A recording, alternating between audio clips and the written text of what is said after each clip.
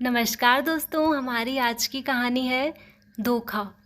पायल भाभी, राखी आ रही है। आप अपने मायके भाई को राखी बांधने नहीं जा रही हो क्या? पड़ोस में रह रही रीना ने एकदम से पूछा तो पायल खेप रह गई। नहीं, मैं नहीं जा रही। मेरे कोई भाई नहीं है, होता तो ज़रूर जाती। तो ये कहकर पायल अंदर चली गई। अभी कुछ दिन पहले ही वो इस मोहल्ले में रहने आई थी। मोहल्ले की रौनक देखते ही बनती थी। सब एक दूसरे में घुल मिल रहे थे। किसी से कोई बात छिपी हुई नहीं थी। कौन कब आ रहा है, कब जा रहा है, सबको पता रहता था।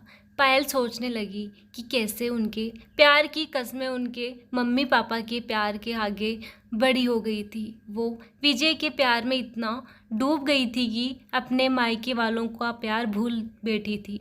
पर अब पछताने के सिवा और कर भी क्या सकती थी। फिर से वो अपने पुराने दिनों में खो गई थी। घर में हंसी खुशी का माहौल रहता था। मम्मी पापा और भाई की दुलारी पायल सबके दिलों में राज करती थी। सारी सहेलियां उसकी खूबसूरती से जलती थी तो कॉलेज के लड़के उस पर मरते थे, पर उसे किसी अच्छे से सपनों के राजकुमार की तलाश थी और वो किसी के दिन रात सपने देखा करती थी। कॉलेज के कुछ दिन पहले ही उसकी कक्षा में विजय आया था। विजय की कद काठी और बात करने के अंदाज से वो मोहित हो गई थी और जब भी विजय कक्षा में आता था वो चुपके से उसे निहारती रहती थी। विजय भी उसकी खूबसूरती का कायल हो गया था। दोनों में बातें होने लगी और मुलाकातें बढ़ने लगी और दोनों में प्यार हो गया। कॉलेज का दूसरा साल चल रहा था। दोनों की परीक्षाएं नज़दीक आ रही थी। 2 महीने से भी कम बचे थे। एक रात विजय का फ़ोन आता है कि मैं तुमसे अभी मिलना चाहता हूँ। हम मंदिर में शादी कर लेंगे, फिर साथ ही मिलकर परीक्षा देंगे। लेकिन विजय, शादी के लिए तुम्हें मेरे पापा से मिलना होगा और पूरे समाज के सामने मुझसे शादी करना होगा। पहले पढ़ लिख कर कुछ बन जाओ, अभी शादी में बहुत समय है। लेकिन विजय कहाँ मानने वाला था। वो तो रोज बोल बोल कर पायल को उकसाता रहता था कि पायल को भी लगने लगा कि अब दूर नहीं रहा जाएगा। परीक्षाओं से 1 महीने पहले विजय पायल के पापा से मिलने आता है और शादी की बात करता है। ये सुनते ही वो समझ जाते हैं, बेटा शादी कोई खेल नहीं है, एक जिम्मेदारी है। तुम तो अभी खुद ही पढ़ाई कर रहे हो, तुम्हारे करियर का कुछ पता नहीं है। तुम मेरी बेटी को खिलाओगे क्या, रखोगे कहाँ, और तुम्हारे घर वाले रिश्ता लेकर क्यों नहीं आए? उन्होंने आश्चर्य से पूछा। विजय कोई संतुष्ट उत्तर नहीं दे पाया तो उन्होंने भी कह दिया कि पायल, ये लड़का बहुत बड़ा धोखेबाज है। ये तुम्हारे लायक नहीं है। इससे बच कर रहना, ये तुम्हारी ज़िंदगी बर्बाद कर देगा और इस लड़के में तुम्हारी शादी कभी नहीं होने दूंगा। लेकिन पायल पर विजय के प्यार का खुमार चढ़ चुका था तो शादी करना चाहती थी। विजय ने पापा से मना कर दिया, पर तुम्हारी पढ़ाई तो पूरी नहीं हुई है तो हम खाएंगे क्या? और तुमने बताया कि तुम्हारे घर वाले तुमसे नाराज हैं। आखिर क्यों? हमारा बहुत बड़ा व्यापार है, इसलिए मैं पढ़कर अपनी पहचान बनाना चाहता हूँ। अपने दम पर अपनी ज़िंदगी जीना चाहता हूँ। और जब पापा को मेरी पढ़ाई के बारे में पता चला तो मुझसे नाराज़ हो गए। इसलिए बुआ मेरी पढ़ाई का खर्चा उठा रही है। मैं जिस दिन कुछ बन जाऊँगा उस दिन अपने घर जाऊँगा। लेकिन हम शादी के बाद कहाँ रहेंगे? अरे यार, बहुत सवाल करती हो, वो झिझक कर बोला। बुआ के बुआ के घर रहेंगे। पायल उसके बहकावे में आकर उसके साथ भाग जाती है और मंदिर में शादी कर लेती है और दोनों दूसरे शहर में चले जाते हैं जहां उन्हें कोई नहीं जानता था। विजय उसे अपनी बुआ के घर लाया था। पूछने पर पता चला कि बुआ किसी रिश्तेदार की शादी में गई है, लंबे समय बाद आएगी। 2 दिन निकले थे। एक दिन घर में एक महिला आई। उसे देखते ही पायल ने प्रणाम किया। उसे लगा कि वो विजय की बुआ है, पर वो महिला उसे बस देखकर चली गई, कुछ नहीं बोली। विजय, वो कौन थी? बुआ जी कब आएगी? अब तो मुझे यहाँ बहुत अजीब लग रहा है। सब लोग मुझे घूर कर क्यों देखते हैं, कुछ समझ नहीं आता है। अब नई दुल्हन को तो सब देखते हैं, हम भी तो किसी रूप के कायल हुए हैं। वो शायराना अंदाज में बोला। बुआ की सहेली थी जो तुम्हें देखने आई थी।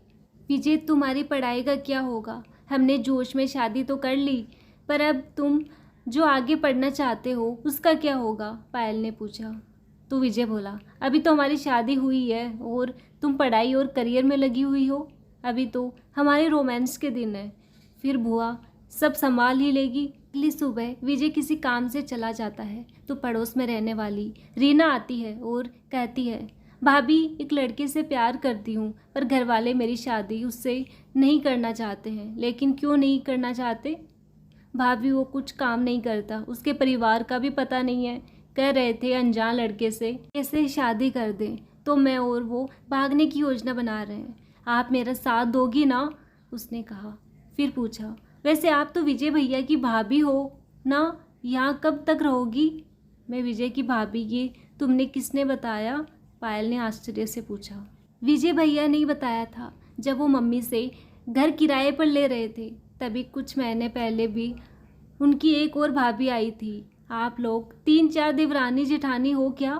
सच में भैया सबका कितना ख्याल रखते हैं, पर वो खुद कब शादी करेंगे? ये सुनते ही पायल के पैरों से ज़मीन खिसक जाती है। इसका मतलब विजय यहाँ 3-4 महीने में एक लड़की लाता है, तो फिर वो लड़की जाती कहाँ है? और वो औरत जो विजय की बुआ की सहेली है, वो भी मुझे शक्ल से गड़बड़ लग रही थी। पायल सारा माजरा समझ जाती है कि विजय हर बार नई लड़की को प्रेम जाल में फंसाता है और उस लड़की के सुपुर्द कर देता है। भाभी, आप कहाँ खो गई हो? रीना ने झकझोरा। तो पायल का दिमाग दौड़ा। रीना, मैं तुझे अपनी छोटी बहन मानती हूँ। तू वहीं शादी करना जहाँ तेरी मम्मी पापा कहे, क्योंकि घर से भागने वाली लड़कियों को बहुत कुछ सहना होता है। वो कहीं की भी नहीं रहती है। ससुराल वाले उसे अपनाते नहीं है। ये कहते हैं कि जो अपने मम्मी पापा की सगी नहीं हुई है वो हमारी क्या होगी, और मायके के दरवाजे उसके लिए हमेशा के लिए बंद हो जाते हैं। उसने कहा, विजय की पत्नी हूँ, भाभी नहीं। हम दोनों ने मंदिर में शादी की थी, पर विजय ने अपने घर वालों से मुझे आज तक भी नहीं मिलाया है, क्योंकि उसके घर वाले उससे नाराज हैं। लेकिन भाभी, विजय भैया तो बता रहे थे कि वो अनाथ है, उनका इस दुनिया में कोई नहीं है। यह सुनकर पायल को विश्वास हो गया था कि धोखेबाज के चुंगल में फंस चुकी है। वो रीना को कहती है कि मेरी बहन, ये उम्र बड़ी कच्ची होती है, हमारे सोचने की शक्ति नहीं रहती, हम सिर्फ सपनों में रहते हैं। हमारा भला बुरा हमारे माता पिता सोचते हैं, उन्हें अनुभव होता है। वो एक नज़र से इंसान को परख लेते हैं। अपने बच्चों का हर माँ बाप भला ही चाहते हैं। इसीलिए तू घर से भागने की गलती कभी भी मत करना, वरना कहीं की भी नहीं रहेगी। मेरा भाई सही कहता है, प्यार 4 दिन का होता है। ज़िंदगी में प्यार ज़रूरी है, पर साथ में विश्वास और स्थिरता भी जरूरी है। केवल प्यार से पेट नहीं भरता है, केवल पति से परिवार नहीं चलता है। जीवन चलाने के लिए मायके और ससुराल के पर मम्मी पापा भाई मुझे माफ़ करेंगे या नहीं, परिवार वाले मुझे अपनाएंगे या नहीं। पायल बड़ी उदास हो गई, उसे कुछ समझ नहीं आ रहा था। तभी दरवाजे की आहट सुनाई दी। विजय आ रहा था। उसे दूर से देखकर रीना चली गई। विजय पायल से कहता है कि कल बुआ शादी से वापस आ रही है, हम दोनों उन्हें लेने रेलवे स्टेशन चलेंगे। विजय, मुझे कुछ सामान खरीदना है, हम बाजार चलें क्या?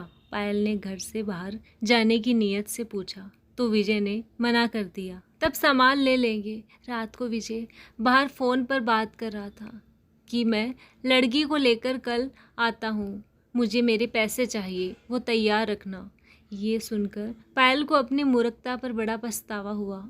रात को विजय सो रहा था तो वो रीना से कहकर पुलिस में फ़ोन करवा देती है और अपने मम्मी पापा और भाई को भी वहाँ बुला लेती है, क्योंकि उसके पास तो मोबाइल नहीं है।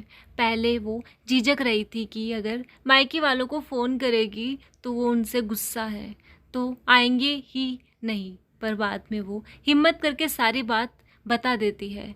पायल के मम्मी पापा बताए स्थान पर आ जाते हैं और अपनी बेटी को गले लगा लेते हैं। पुलिस विजय को गिरफ्तार कर लेती है। हमने विजय को दबोच लिया है, लेकिन इसके खिलाफ गवाही कौन देगा? मैं दूंगी। इसने मेरे साथ जाने कितना बड़ा धोखा किया है। मुझसे पहले भी धोखा किया था। अब न जाने मेरे बाद कितने लड़कियों को और अपना शिकार बनाएगा। लेकिन पायल, समाज में तेरी पहले ही बदनामी हो चुकी है, तो अब और बदनामी फैल जाएगी। विजय गिरफ्तार हो गया है और तू मुझे मिल गई है, तो हमें और कुछ नहीं करना चाहिए, उनके मम्मी पापा ने समझाया।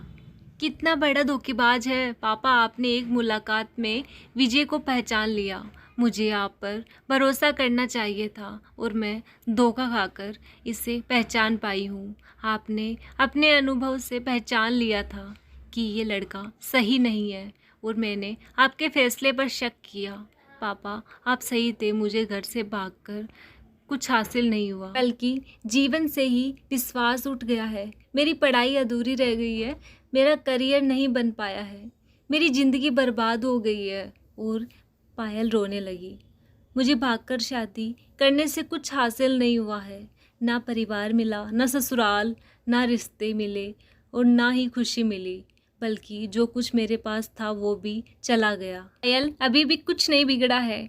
जब जागो तभी सवेरा होता है। तू अपनी पढ़ाई फिर से जारी रख सकती है, अपने पैरों पर खड़ी हो सकती है और लड़कियों की तरह तू भी घर से भागी है, पर भागने वालों को कोई ठिकाना नहीं मिलता है।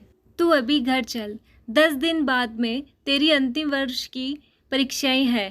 परीक्षा की तैयारी करेगी तो इन सबको एक झूठा सपना समझकर सब भूल जाएगी। पायल घर आ गई थी। कोर्ट में उसे गवाही देने बुलाते हैं। वो बिंदास होकर गवाही देती है और सारे सबूत भी दे देती है। कोर्ट विजय को सजा देता है ताकि आगे किसी और लड़की का जीवन बर्बाद ना हो।